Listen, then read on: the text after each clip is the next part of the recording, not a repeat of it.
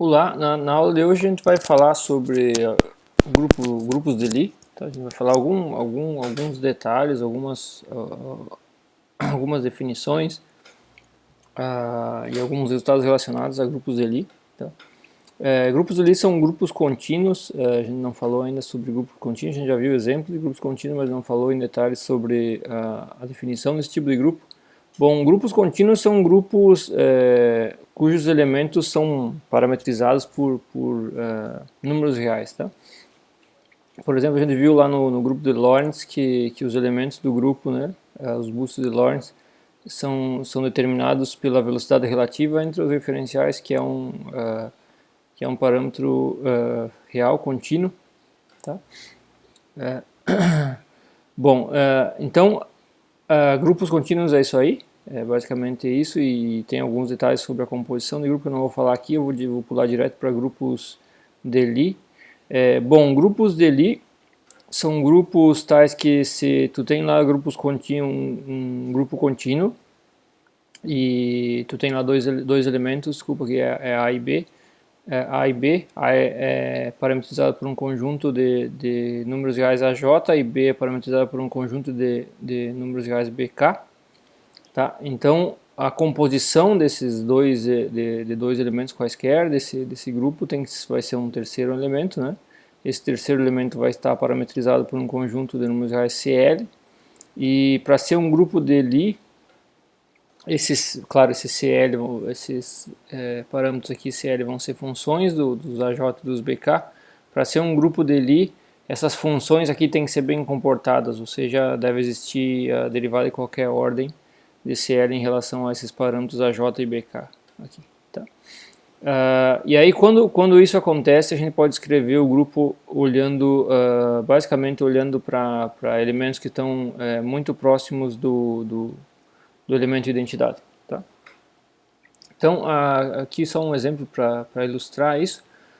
Considera o grupo SO2, a gente não viu ainda esse grupo, eu pedi para vocês mostrar que uma matriz ortogonal 2 por 2 pode ser escrita dessa forma. Tá? Então, os elementos desse grupo SO2, grupo de matrizes ortogonais 2 por 2, são elementos podem ser escritos dessa forma, então eles são parametrizados por um número real φ, tá? Por esse ângulo φ. E claro, aqui ó, a gente pode reescrever essa matriz como sendo o cosseno de φ, que está na diagonal, vezes a matriz de identidade, mais I seno de φ vezes a matriz sigma 2. Tá? E a gente viu que uma expressão desse tipo aqui é equivalente à exponencial de I sigma 2 vezes φ. Tá? Através dessa exponencial aqui é direto verificar que quando tu combinar dois elementos do grupo, tu vai obter um terceiro elemento do grupo que vai ser, tu vai ter essa forma aqui, né? Vai ser na I sigma 2 φ mais φ', seria um φ duas linhas, né? Seria o nosso parâmetro aqui, o φ seria o parâmetro A, o φ' o parâmetro B, e o φ mais φ', que é um φ duas linhas, seria o parâmetro C, tá? E claro, nesse caso o parâmetro C é uma função bem comportada dos parâmetros A e B, tá?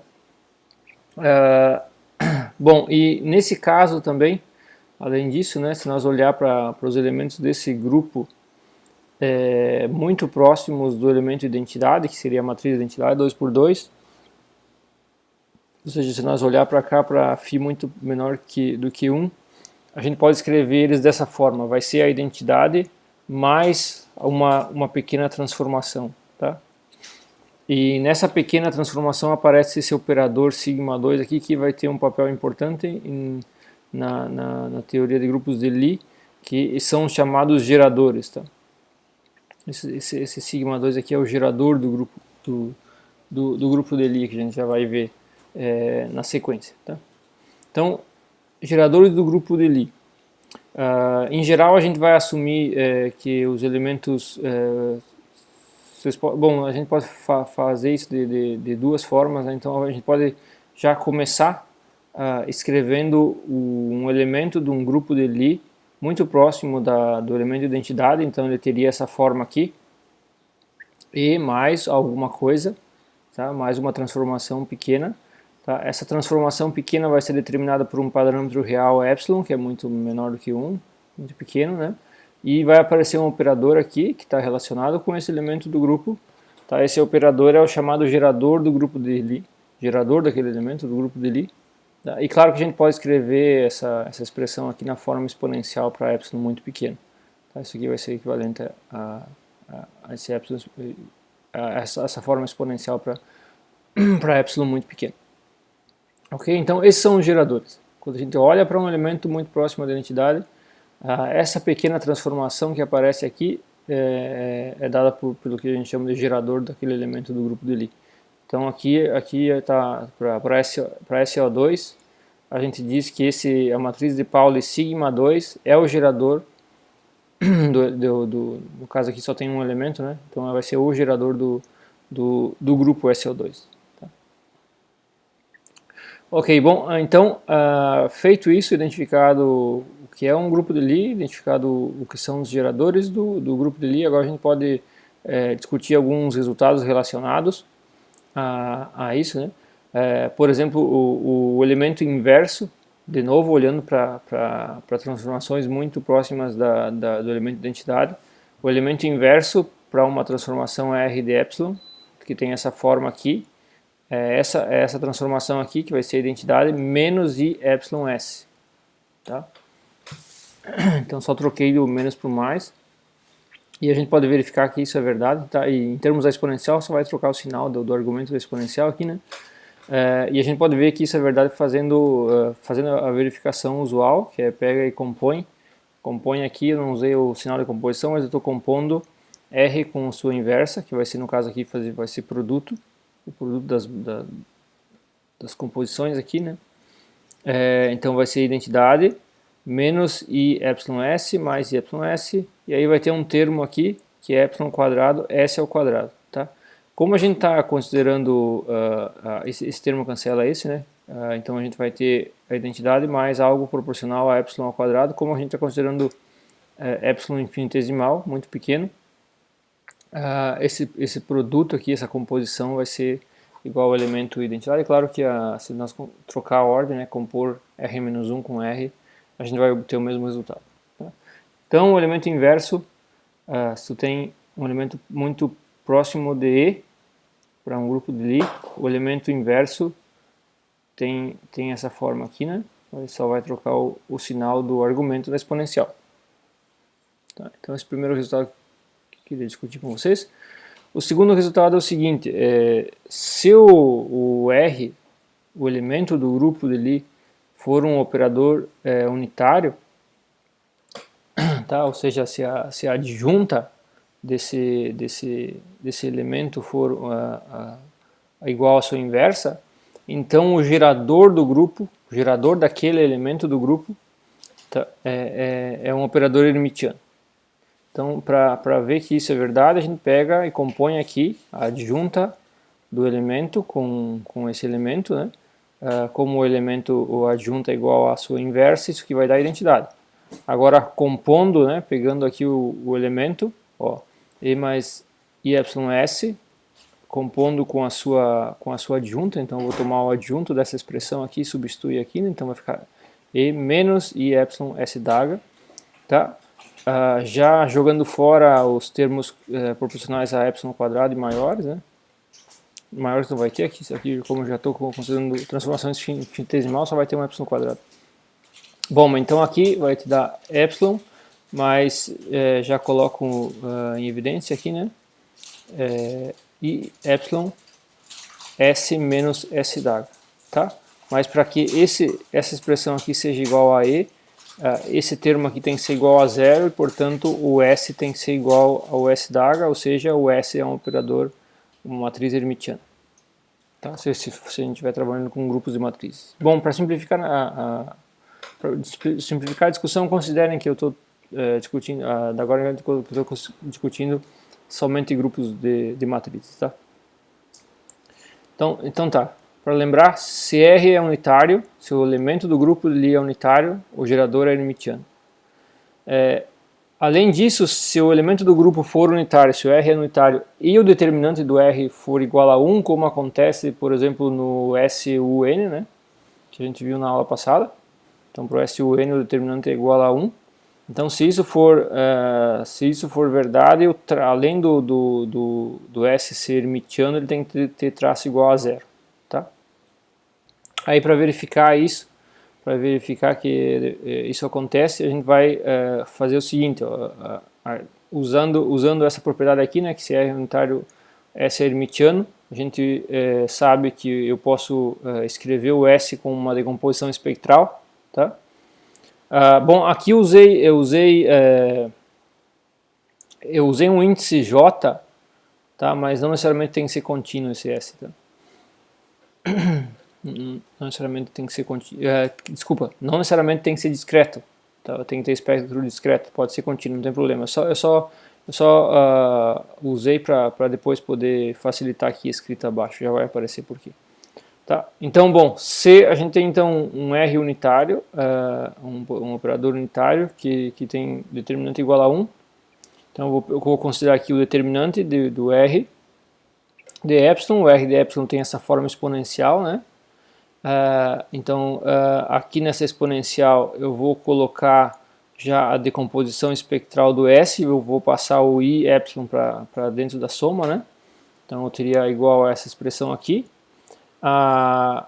Aqui agora a gente viu também, quando falou de álgebra linear, funções de matrizes, né? Funções de operadores, como calcular a exponencial de um operador. Tu aplica a exponencial nos autovalores, nos escalares que aparecem aqui, multiplicando esses projetores em subespaços ortogonais. Tá? Então, aplicando essa definição de função, aparece aqui a exponencial. Tá? Agora, essa matriz aqui é uma matriz diagonal, né? Porque ela já considerei a decomposição espectral, então ela é uma matriz diagonal, onde na diagonal estão essas exponenciais aqui, tá? Então, essa matriz aqui, na verdade, eu posso escrever como é uma matriz diagonal, onde na diagonal está o E na I epsilon S1, E na I epsilon S2, até E na I epsilon SD, onde D seria a dimensão do espaço de Hilbert que eu estou considerando, onde atuam esses operadores, tá? Onde atuam o R e o S. Bom, então se a matriz é diagonal, a gente sabe que o determinante é o produto dos elementos da diagonal. Então esse determinante vai ficar igual a esse produto. Agora, o produto das exponenciais é a exponencial da soma dos argumentos, né? Então eu posso escrever esse produto aqui como E na I epsilon, soma de J de 1 a D até DSJ. E essa soma, como o traço independe da base, né? Essa soma aqui, a soma em J de SJ, é o traço do gerador S. Então eu chego se o R é unitário e S é hermitiano, eu chego que o determinante de R, escrito na forma exponencial, é a exponencial de algo proporcional ao traço de S, tá? Agora, para que isso seja igual a 1, a única forma disso aqui seja igual a 1 é se o traço aqui de S for igual a 0, tá? Então está mostrado que se R unitário tem determinante igual a 1, como é o caso de elementos de SON, de SUN. Tá? Então o traço dos geradores, dos elementos desses grupos, tem que ser igual a 0. Bom, e claro, se a gente começa agora nessa ideia do grupo de Lie, né, de começar a estudar o grupo através dos elementos próximos da identidade, do elemento de identidade, a gente vai querer também fazer transformações que são finitas, né, por quantidades finitas. Né? Então, como a gente pode obter essas transformações a partir da transformação infinitesimal? Tá? A gente obtém isso compondo um número infinito, a princípio infinito, de transformações infinitesimais. Tá? Então, digamos que eu tenha lá uma transformação por uma quantidade epsilon infinitesimal. Aí eu vou definir aqui uma quantidade finita, epsilon caligráfico aqui, né, com n vezes epsilon, com epsilon indo para infinito, e eu vou compor essas transformações infinitesimais, o r de epsilon, do epsilon normal aqui, n vezes, tá? Então vai ser n vezes a composição, Se eu compor n vezes, eu teria aqui, essa composição seria esse produto, né? O limite com n indo para o infinito desse produto do R de epsilon, desse epsilon aqui, que é essa expressão aqui. Vejam que eu substituí o epsilon pelo epsilon, epsilon caligráfico sobre n aqui, tá? Através dessa expressão. Aí usando que o limite de 1 mais x sobre n elevado na n, com n indo para o infinito é exponencial de x, a gente tem que esse limite aqui é igual a exponencial de i epsilon caligráfico vezes s.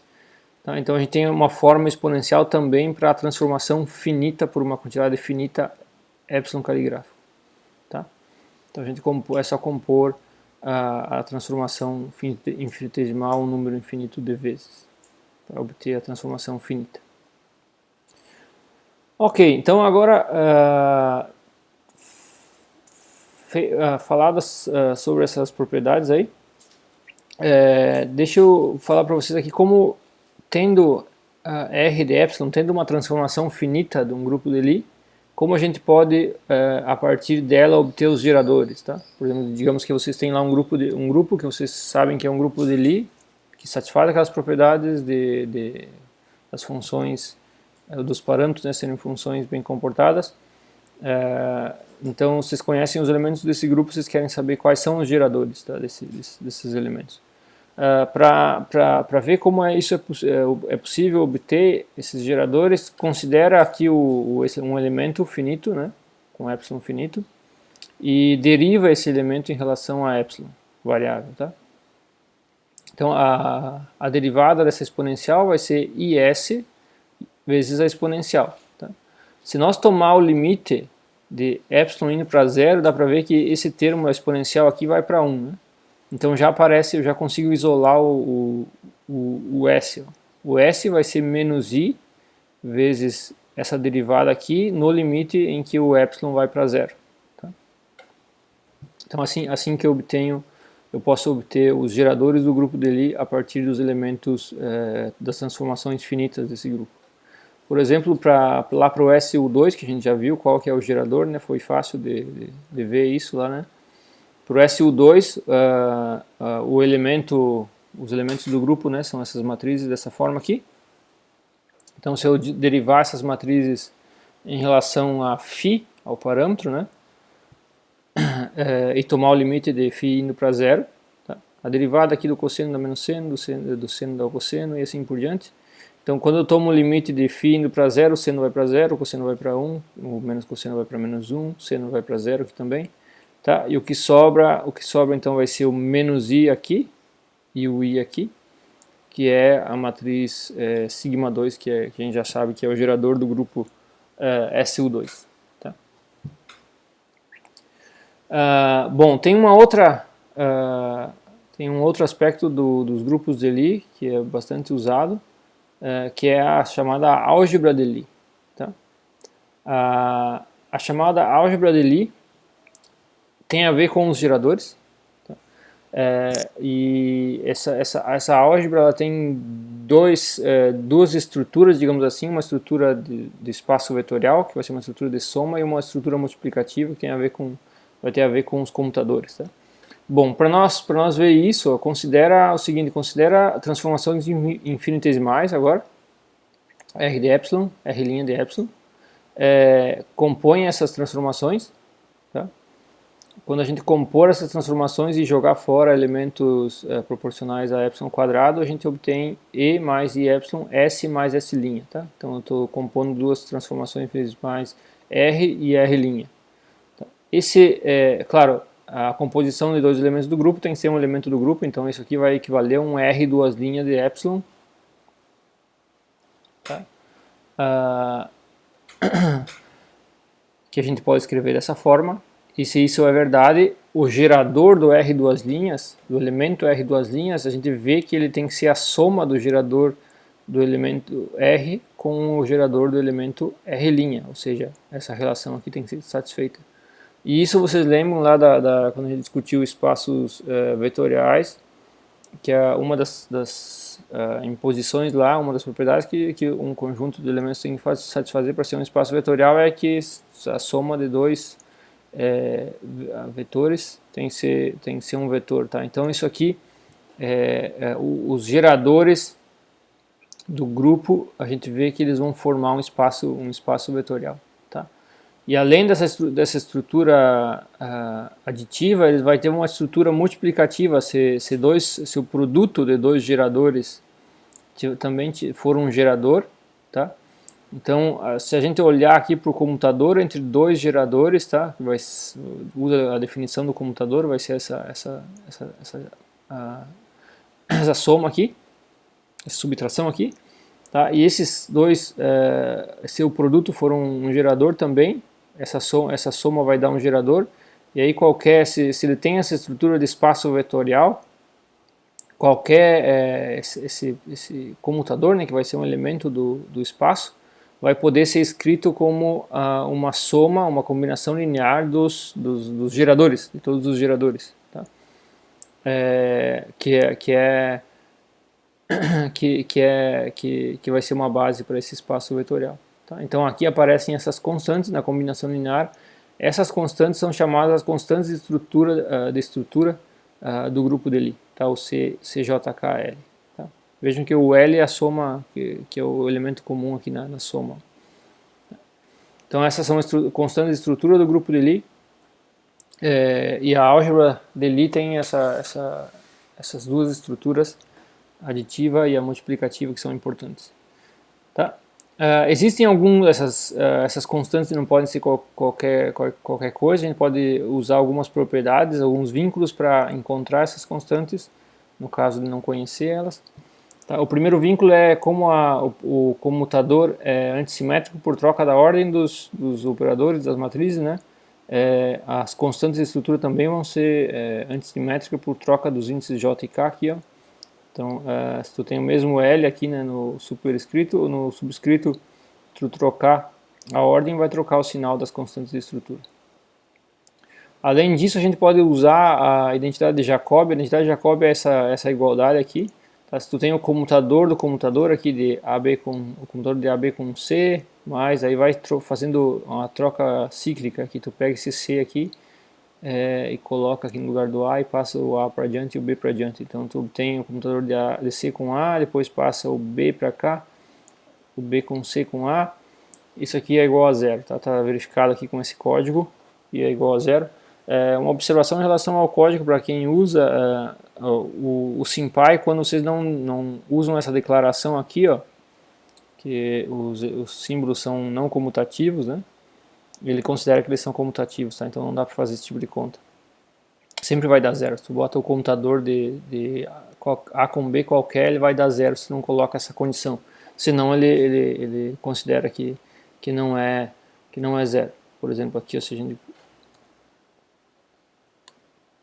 nós colocar aqui, ele vai considerar que não é zero. Se eu não tivesse colocado essa condição, ele consideraria que um comutador é igual a zero, tá? Mas, bom, com essa condição, quando a gente considerar essa relação aqui, o comutador vai dar zero, que é a chamada identidade de Jacobi. Tá? Bom, se nós aplicar a identidade de Jacobi aos geradores de um grupo de Lie, tá? Então a gente vai ter uma expressão desse tipo, onde aparecem os geradores SJ, SK e SL. Tá? Agora eu vou pegar lá essa identidade para o comutador aqui, né? Vou escrever aqui em termos das constantes de estrutura, vou fazer aparecer as constantes de estrutura nessa expressão. Faz a mesma coisa aqui, né? Lembrem que eu vou ter a soma em M aqui, esse M aqui é o comum, e os outros índices são os que aparecem aqui no computador, tá? Então aqui tu vai ter JK, aqui tu vai ter KL, e aqui tu vai ter LJ, tá? Vai ser a mesma coisa. Aí usa novamente isso, então eu fiz aparecer uma soma em N para os primeiros computadores, depois eu vou ter o SM com SL aqui, SM com SJ, SM com SK. Faço aparecer uma nova soma em N aqui, ó. Então vai ter o superescrito N aqui na próximo conjunto de constantes de estrutura. E vai ter os índices de baixo, que vai ser ML, MJ e MK, tá? Como está aqui. Então essa seria a outra restrição nas constantes de estrutura, que é a soma desses produtos de constante de estrutura aqui tem que ser igual a zero. Tá? Como exemplo, eu vou considerar novamente o SU2. Para o SU2, a gente sabe que os elementos do grupo são operadores unitários, então os geradores são operadores hermitianos. Além disso, o determinante dos elementos do grupo é igual a 1 e, portanto, os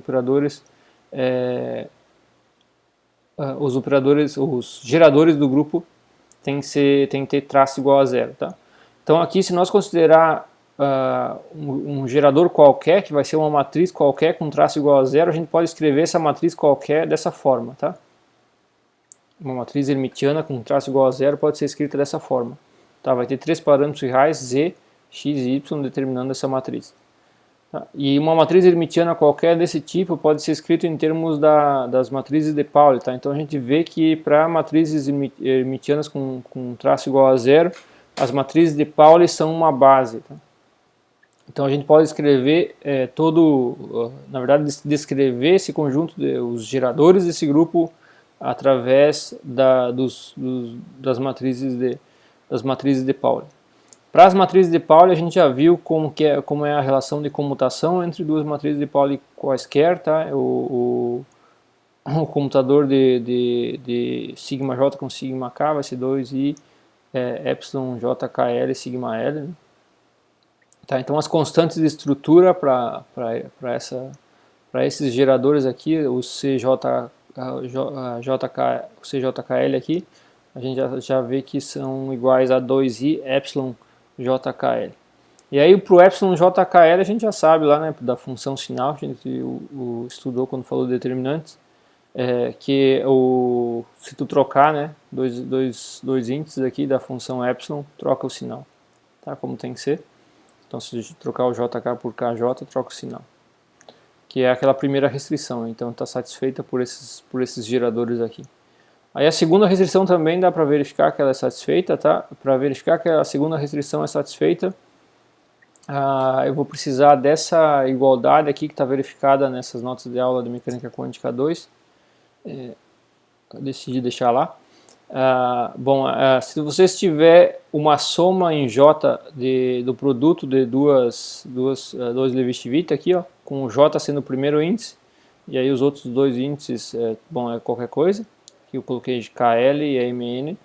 Isso aqui é igual a delta de K com M vezes delta L com N, como está aqui, ó, KM, L, N, então é segundo com segundo, terceiro com terceiro, menos delta segundo com terceiro, KN, terceiro com segundo, LM. Tá?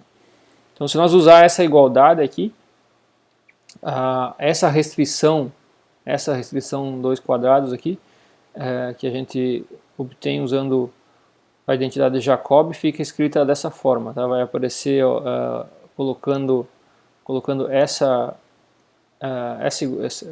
constante de estrutura aqui, lá naquela equação de 2 quadrados, a gente obtém essa expressão aqui. Tá? Aí a gente pode fazer, tu tem duas somas, né? Tu tem soma em M e N lá naquela equação, faz primeiro a soma em M, mas daí para fazer a soma em M e usar essa igualdade eu preciso trazer esse índice M aqui para o primeiro, tá? Ele está em terceiro. Para fazer isso eu faço duas trocas de índices, tá? Troca K com M e depois troca J com M. Aí quando eu fizer isso, como duas trocas vai multiplicar duas vezes por menos 1, vai dar a mesma coisa. Tá? Então eu tenho aqui já uma expressão em que o primeiro eu tenho a soma em M sempre, e o primeiro índice dos dois epsilon é o M. Aí eu já posso aplicar essa igualdade, aí é só cuidar aqui os segundo com segundo, terceiro com terceiro, menos segundo com terceiro, e aí, em todas elas, aí vocês obtêm esse conjunto de deltas aqui.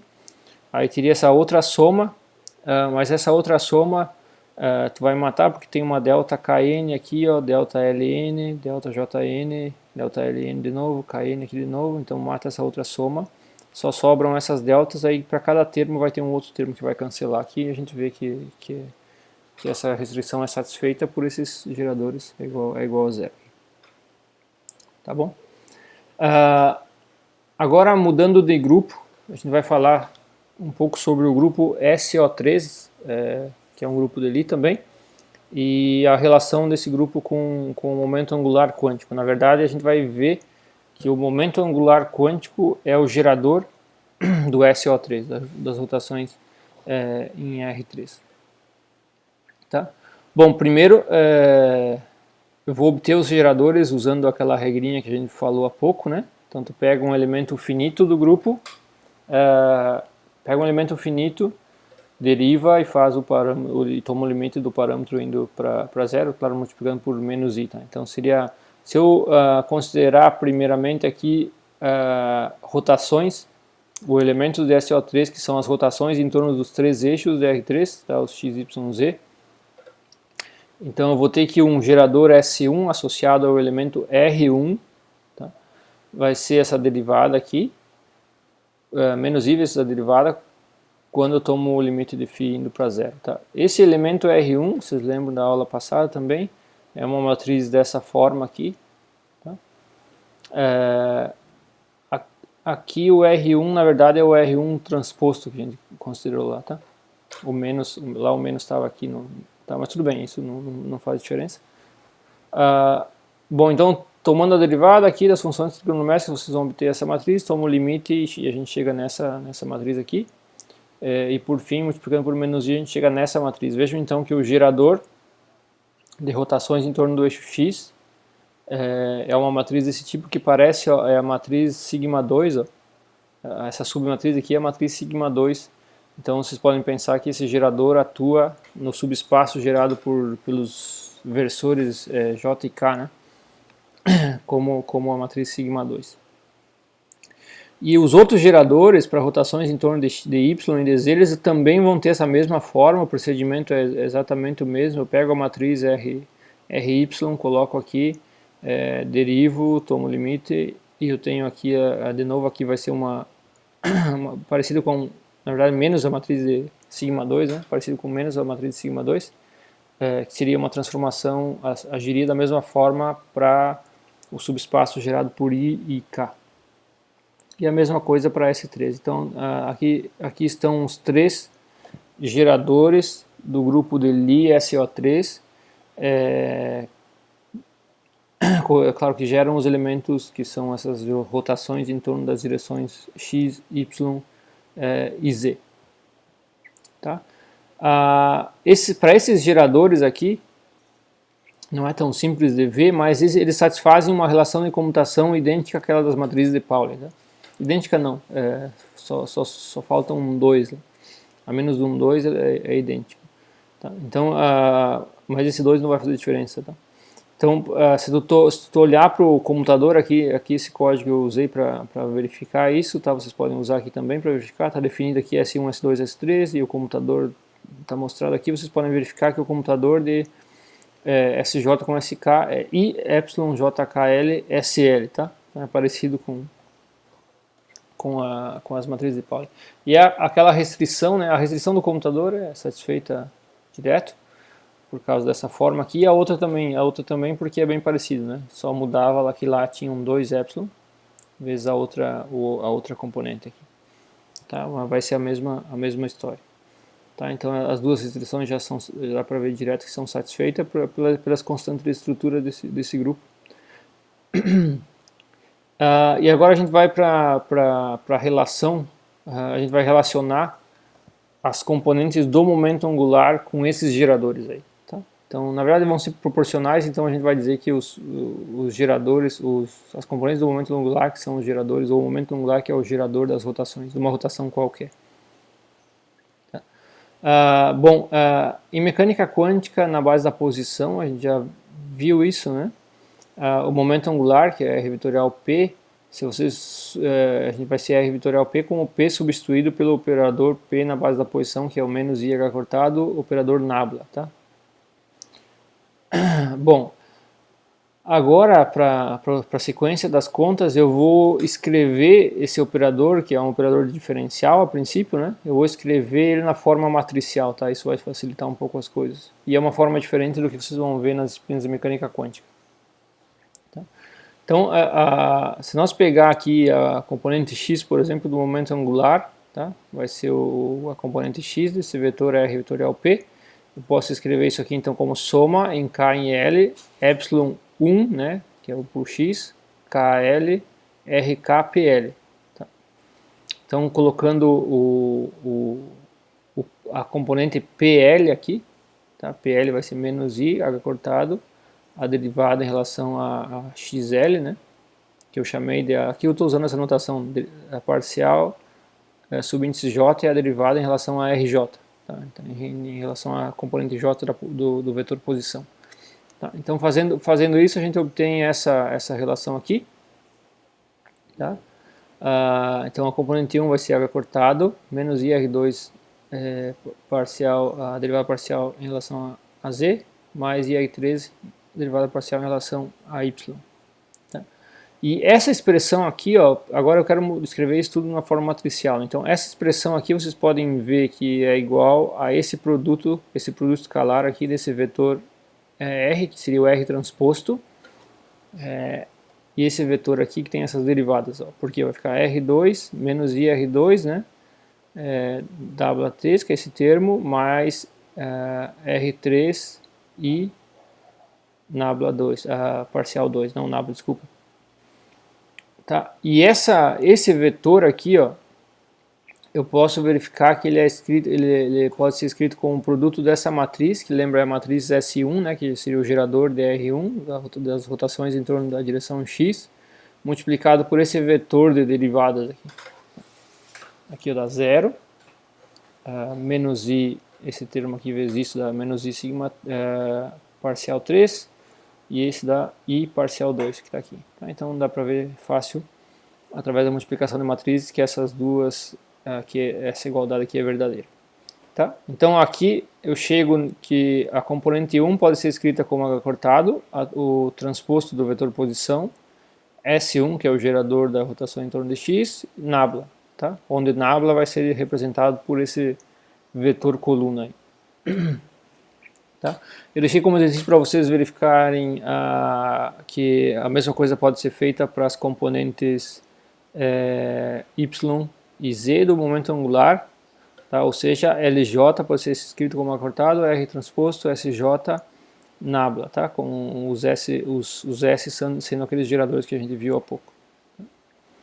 Aí seguindo, eu vou usar o seguinte, ó, se nós simplesmente multiplicar essas duas matrizes, multiplica a matriz que representa o nabla e multiplica a matriz que representa o R transposto, tá?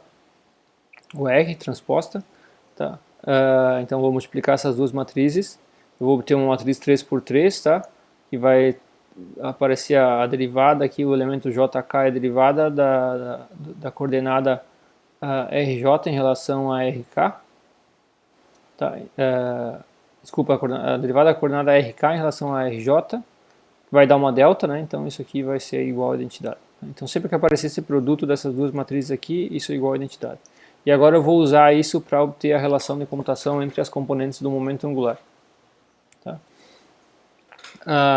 Para o momento angular, tu vai ter o comutador de LJ com LK, LJ LK, menos LK LJ. Aí eu pego e substituo essa expressão aqui, lembra, isso aqui é um produto de matrizes agora. Substituo aqui, aí verifico, tem esse H cortado aqui eu posso colocar em evidência, o R transposto aparece aqui eu posso colocar em evidência, só o resto que não posso mudar a ordem, porque aqui aparece ó, SJ, nabla, R transposto, SK, e aqui aparece SK, nabla, R transposto, SJ. Tá?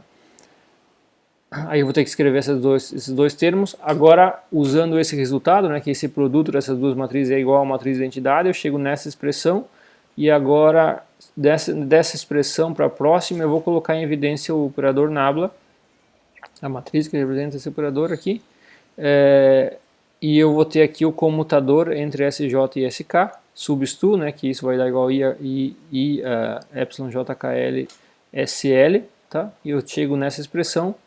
Agora, H cortado, R transposto SL nabla é a componente L do momento angular. Tá? Então aparece aqui a componente L do momento angular e vai estar multiplicado por IH cortado εjkl. Tá? Então assim a gente pode obter uma mecânica quântica 2, a gente vai obter essas relações de uma outra forma, a partir das relações de comutação canônicas para a posição em momento linear. Mas essa aqui também é uma forma que vocês podem usar para obter essas relações de comutação. Então, o que a gente viu é que as componentes do momento angular satisfazem essa relação de comutação chamada álgebra do momento angular. Tá? Agora a gente está pronto, tendo essas relações aí, a gente pode passar para verificação de que as componentes do momento angular, de fato, ali não é tão direto, né? Porque elas não são simplesmente uma constante vezes SJ, tá? Lembra, os geradores estão aqui, são esses SJ, e a gente agora obteve que as componentes do momento angular são proporcionais, entre aspas, porque está multiplicando por matrizes aqui, né? Do SJ, mas daqui não é tão simples. Se fosse uma constante vezes SJ era direto, mas não é tão simples. Então a gente vai ter que fazer ainda algum trabalho para poder verificar que de fato as componentes do momento angular são os geradores de SO3. Tá? Aí para fazer isso, eu vou considerar lá uma transformação de SO3R, tá? Aplicada a um vetor de R3.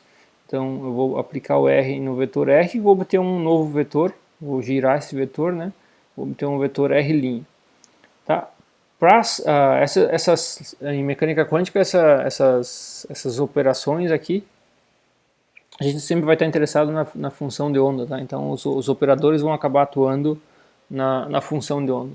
E a gente vai definir que essa rotação em termos de função de onda, tá? Então aplicar essa rotação espacial no vetor posição seria, em termos da função de onda, corresponderia a aplicar esse elemento R na função de onda calculada em R, na posição R, seria igual à função de onda calculada na posição R'. Tá? Aí considerando aqui, a gente vai considerar uma direção particular, então vou considerar aqui que esse R é uma rotação em torno da direção Z e é uma rotação infinitesimal, tá? Então o RZ de ΔΦ aplicado na função de onda vai ser a função de onda calculada no vetor R3 ΔΦ aplicado em R, né, que é o vetor R'. Tá?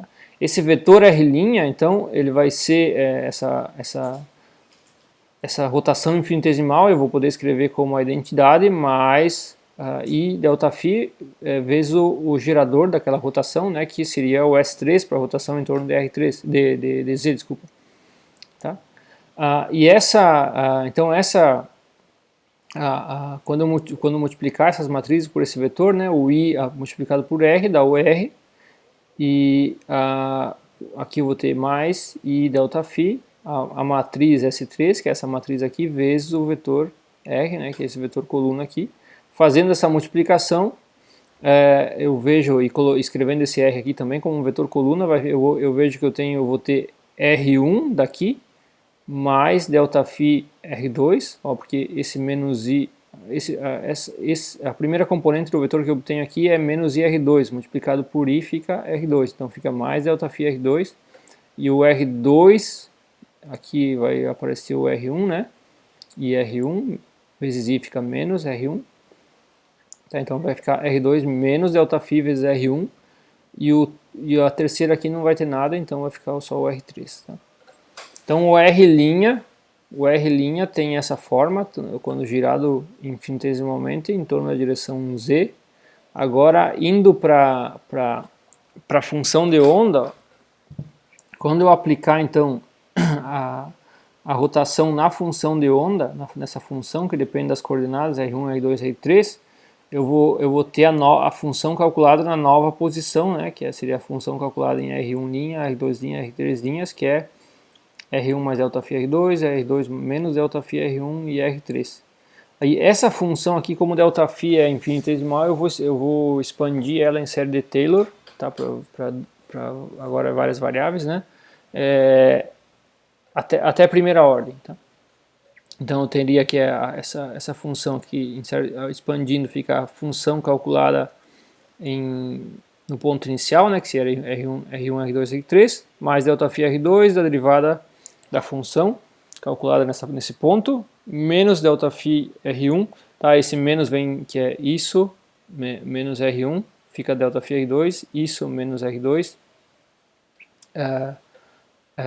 fica menos ΔΦ R1, tá? A derivada em relação a R2, mas aí o terceiro termo fica R3 menos R3 dá zero. Tá? E aí a ordens mais altas em ΔΦ eu desconsidero.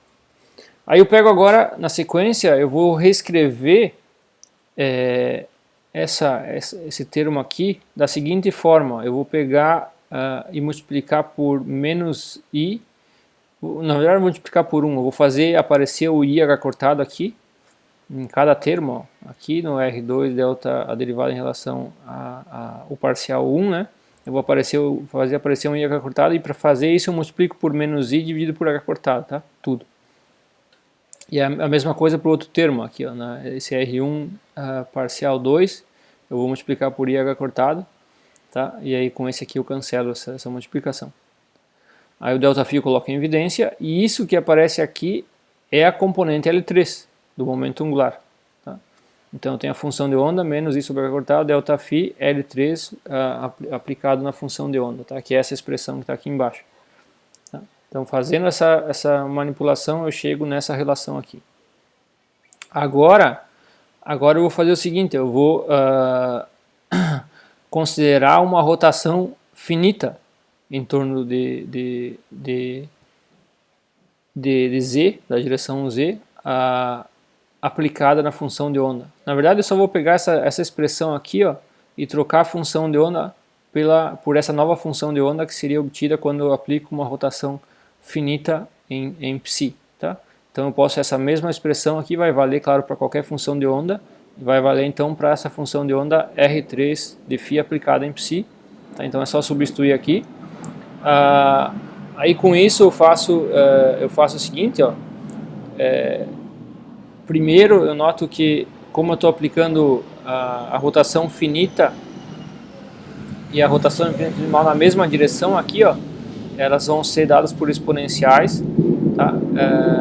Que envolvem o mesmo gerador. Então, comuta e só vai aparecer lá no argumento a soma dos ângulos. Tá? Então, isso aqui é igual a uma rotação por um ângulo φ mais ΔΦ, menos uma rotação, esse termo aqui fica igual, esse termo aqui também fica igual.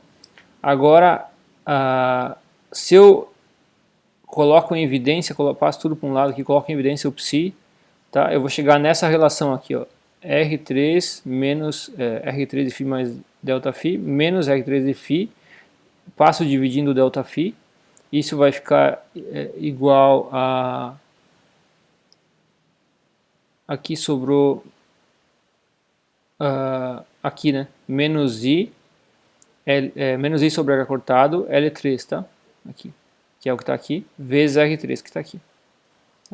Mas essa expressão aqui é a derivada do R3 em relação a φ. Então eu vejo que a derivada do R3, que é a transformação finita em relação a φ, é essa expressão aqui que é proporcional a R3. Tá? Portanto, o R3, a solução dessa equação diferencial vai me dar o R3 igual a exponencial de menos I L3 φ sobre H cortado. Tá? Ou seja, o elemento do grupo, que é essa rotação em torno da direção Z, ele é exponencial de L3, tá? Exponencial de algo proporcional a L3. Portanto, essa componente L3 do momento angular é o gerador de rotações em torno da direção R3. E a gente pode deixar para vocês fazer como exercício, vocês podem fazer isso para as outras direções também, tá? Para qualquer uma das outras duas, para X e para Y também, a gente vai ver que são geradores, tá? E com isso, então, a gente vê que o momento angular é o gerador do grupo, os componentes do momento angular formam uma base, né, para esse conjunto de geradores de todas as rotações possíveis em R3, tá bom? Bom, um outro tópico relacionado a isso que eu queria comentar aqui é essa relação dos geradores com simetria, com quebra de degenerescência. Tá? Para fazer isso, eu vou considerar o Hamiltoniano de um sistema quântico qualquer e a gente vai olhar para a equação característica, a equação de autovalores e autovetores, né? A equação para as autoenergias e os autovetores de energia, para o H, que é essa aqui, a gente já viu esse tipo de coisa.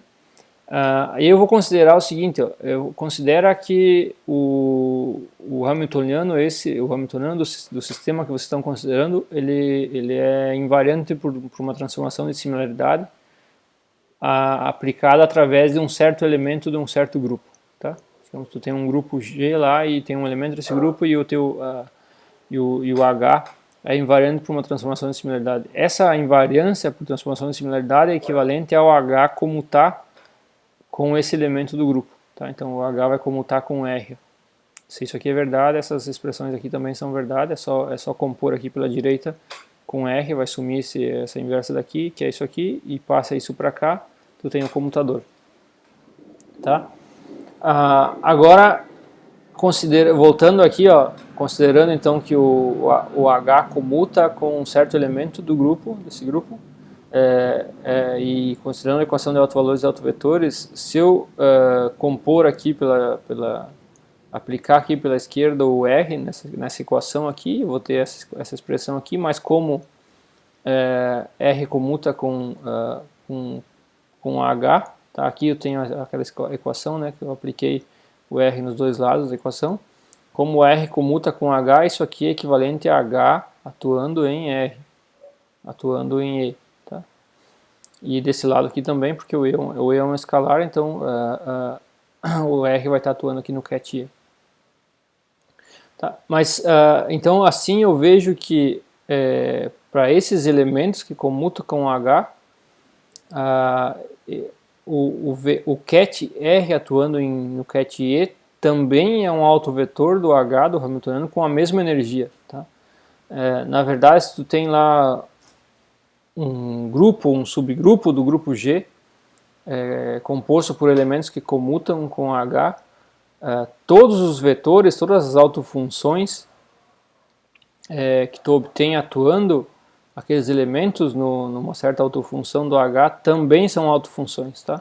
E isso implica que existe degenerescência, claro, porque tu tem mais do que um autovetor, do que uma autofunção que corresponde ao mesmo valor ao mesmo autovalor, ao mesmo valor de energia. Então a gente diz que essa energia é degenerada. Tá? Além disso, a gente pode ver que se isso aqui é verdade, tá? Se essa relação aqui é verdade, e nós considerar transformações infinitesimais, tá? O R como sendo uma transformação infinitesimal, o comutador, o Hamiltoniano, além de comutar com os elementos do grupo, ele vai comutar com os geradores desses elementos. Tá? Então, digamos que tu tenha lá um grupo G, que é um grupo de Lie, o R é um elemento desse grupo, né? E pode ser escrito na forma exponencial, com o epsilon aqui uma quantidade infinitesimal, um número real infinitesimal. Tá? Então, aquela transformação de similaridade que a gente considerou, né, que o H é invariante por essa transformação R, vai ficar escrita dessa forma, com a exponencial na esquerda e na direita aqui, né? E a gente viu a fórmula de Baker-Campbell-Hausdorff para esse tipo de expressão aqui. Tá? Então vai ser H mais I epsilon, o computador ds com H, mais, aí tu tem lá I quadrado, epsilon quadrado, computador ds com H e assim por diante. Tá? Mas como a gente está considerando uma transformação infinitesimal agora, né, do grupo de Lie, esse termo aqui, termos iguais, com potência igual, maior do que 2 para epsilon, a gente desconsidera e só sobra isso aqui, tá? E aí, para que isso seja verdade, o H tem que comutar com o gerador do grupo de Lie. Tá? Então, se tu tem essa simetria por transformações infinitesimais de um grupo de Lie, os geradores vão acabar comutando com o com o Hamiltoniano. Agora, notem o seguinte, por exemplo, se a gente estiver tratando do grupo de Lie S-UN, o R não é um observável, tá? Ele é um operador unitário, não é um operador limitiano em geral, tá? Mas o S a gente viu que é um operador limitiano. Então o S, a princípio, é uma quantidade observável. Então a gente pode identificar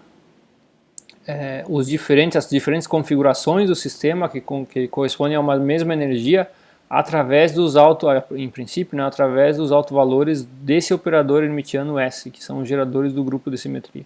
Então a gente pode identificar aqueles autovetores através desse operador S. Tá?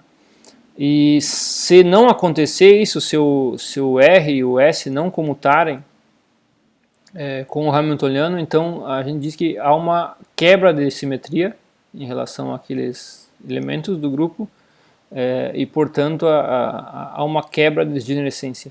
Tá?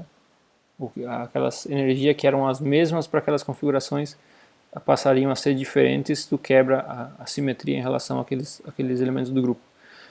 Um exemplo para vocês ver como isso funciona, que a gente já viu em mecânica quântica 1, é o átomo de hidrogênio. Né? O átomo de hidrogênio, você deve lembrar lá da forma da energia potencial, ele depende só da distância entre o próton e o elétron. Né? Então ele é invariante por rotações, tá? Então ele é invariante por transformações de elementos de SO3. Tá? Como ele é invariante por rotações, no final a gente chega na conclusão de que a energia depende só do momento, de um número quântico chamado número quântico principal, e não depende dos números quânticos que estão relacionados ao momento angular, tá? Que está relacionado que são os geradores, que são os geradores das rotações, tá? Lembra que o momento angular é determinado pelos números quânticos lá naquele caso de L e ml, tá? Então a gente chegou na conclusão de todas as funções para um certo n, né? Todas as funções para diferentes L e ml vão corresponder a uma mesma energia, tá? Porque tu tem essa simetria, o L comuta com os geradores nesse caso, né? Comutam com os geradores e os elementos, né? Comutam com o Hamiltoniano. Então tu tem simetria, tu tem degenerescência. Tá? No entanto, a gente não viu isso, mas se vocês vão ver mais adiante isso, se a gente colocar um campo magnético externo, por exemplo, né, sujeitar o átomo de hidrogênio a um campo magnético externo, a gente acaba quebrando a simetria do Hamiltoniano em relação ao L, em relação a esses geradores, tá? E a energia do sistema, tu quebra a degenerescência, quebra a simetria, acaba quebrando a degenerescência, e os geradores e essas energias vão acabar dependendo dos números quânticos L e ml. Tá? Bom, na sequência eu só coloquei mais para uso de vocês, talvez mais adiante, em algum momento isso possa ser útil. Em relação à álgebra, álgebras de Lie, tem algumas álgebras que a gente usa de forma bastante comum, que é, digamos, para a dimensão 2 é a álgebra de Pauli, tá? Tem a ver com as matrizes de Pauli. Para a dimensão 4, uma álgebra bastante usada, que é a álgebra de Clifford, que tem relação com as matrizes de Dirac, tá? As matrizes de Dirac, claro, aparecem também lá na mecânica quântica relativística, então são importantes por isso, estão aqui elas, vocês podem dar uma olhada. Elas são escritas, no final das contas, como combinação, produtos tensoriais das matrizes de Pauli. Tá? Então, tá aqui a definição das matrizes gama 0, gama 1, gama 2 e gama 3 em termos das matrizes de Pauli. E aqui está a forma dessas matrizes já em termos de números. Tá? Então, essa álgebra de Clifford seria a álgebra que tu obtém usando combinações dessas matrizes gama para gerar uma base para matrizes 4x4. Se eu adicionar a identidade, seria para matrizes 4x4 quaisquer, senão seria para matriz 4x4 com traço igual a 0. Tá? Bom, aqui tem também, vocês podem ver todos os elementos dessa base. E outra base de uso bastante comum é a base de matrizes de Gell-Mann generalizadas, tá? Estão definidas aqui. Essas matrizes têm traço igual a zero, são hermitianas e formam um conjunto ortogonal que a gente pode ortonormalizar e transformar numa base, tá? De novo, se vocês considerar a identidade, que é esse gama zero aqui, essa base é uma base para qualquer tipo de matriz hermitiana, mas se princípio para qualquer matriz, se vocês ignorar o gama zero, seria uma base para matrizes hermitianas com traço igual a zero. Tá, e aqui tem, na verdade, se você fizer D igual a 2 dessas matrizes, vocês obtêm as matrizes de Pauli. Se você fizer D igual a 3, vocês obtêm as famosas matrizes de Gell-Mann, e assim por diante. Tá? Para D igual a 4, vocês obtêm uma base alternativa para a base da álgebra de Clifford e talvez, tomara que isso possa ser útil para vocês na pesquisa de vocês. E com esse código aqui vocês podem manipular e mostrar essas matrizes aí. Então por hoje era isso aí, pessoal, até mais.